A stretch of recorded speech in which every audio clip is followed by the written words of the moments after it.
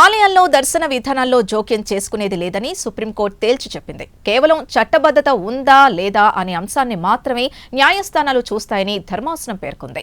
ఉజ్జయినిలోని మహాకాళేశ్వర ఆలయానికి సంబంధించి ఒక వివాదం సందర్భంగా ధర్మాసనం ఈ వ్యాఖ్యలు చేసింది. ఇదిలా ఉంటే సామాన్య భక్తులు, వీఐపీలు అనే వివక్ష చూపించకుండా అందరికీ సమానంగా గర్భాలయ దర్శనం, పూజా కార్యక్రమంలో పాల్గొనే అవకాశం ఇప్పించేలా ఆలయ కమిటీ ఆదేశించాలంటూ సుప్రీంకోర్టులో ఒక పిటిషన్ వేశారు.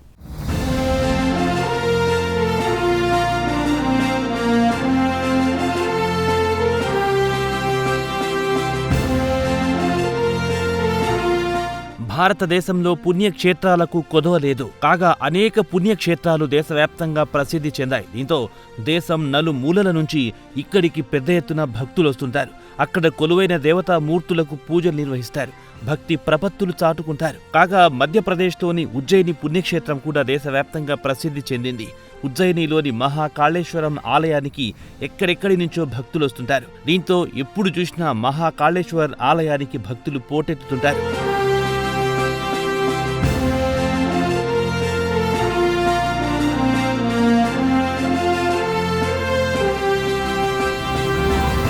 ఇదిలా ఉంటే మహాకాళేశ్వర ఆలయానికి సంబంధించిన ఒక వివాదం చాలా రోజులుగా నడుస్తోంది. ప్రధానంగా సామాన్య భక్తుల ప్రవేశంపై ఈ వివాదం నెలకొంది. ఈ నేపథ్యంలో దర్పణ్ అవస్థి అనే వ్యక్తి సుప్రీంకోర్టులో ఒక పిటిషన్ వేశాడు. సామాన్య భక్తులు, వీఐపీలు అనే వివక్ష చూపించకుండా అందరికీ సమానంగా గర్భాలయ దర్శనం, పూజా కార్యక్రమాల్లో పాల్గొనే అవకాశం ఇప్పించేలా ఆయన కమిటీని ఆదేశించాలంటూ సుప్రీంకోర్టులో ఈ పిటిషన్లో దర్పణ్ అవస్థి కోరాడు.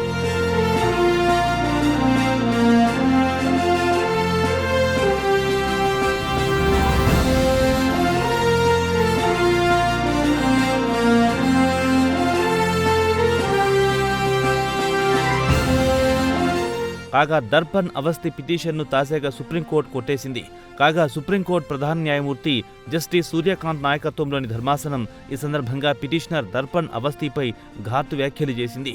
దర్శన వేళల వంటి వాటిల్లో సుప్రీంకోర్టు జోక్యం చేసుకోలేదని ధర్మాసనం వెల్లడించింది.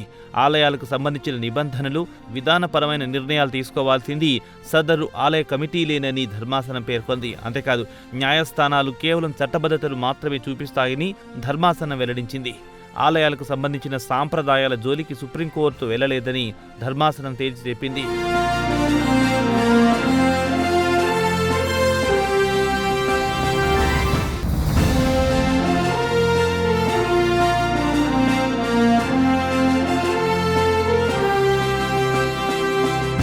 అంతేకాదు, గర్భాలయంలో అందరికీ సమాన హక్కులు వర్తింపచేయాలన్న రాజ్యాంగంలోని ఆర్టికల్ 14ను ఇక్కడ వర్తింపచేస్తే దేశంలోని మిగతా ఆలయాలన్నింటికీ ఇదే సూత్రం వర్తిస్తుందని జస్టిస్ సూర్యకాంత్ నాయకత్వాన గల ధర్మాసనం పేర్కొంది.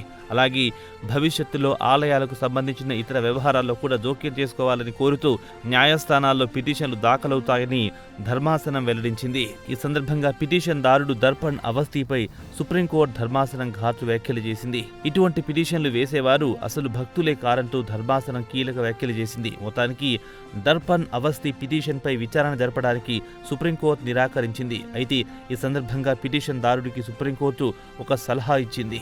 ఇదే అంశంపై పిటిషన్ దారుడికి ఏవైనా అభ్యంతరాలుంటే సంబంధిత ప్రభుత్వ అధికారులకు విన్నవించుకోవాలని సూచించింది. అలాగే ఆలయ నిర్వహణ, భక్తుల క్రమబద్ధీకరణ వంటి అంశాలను అక్కడి కమిటీలే చూసుకోవాలని ధర్మాసనం తేల్చి చెప్పింది.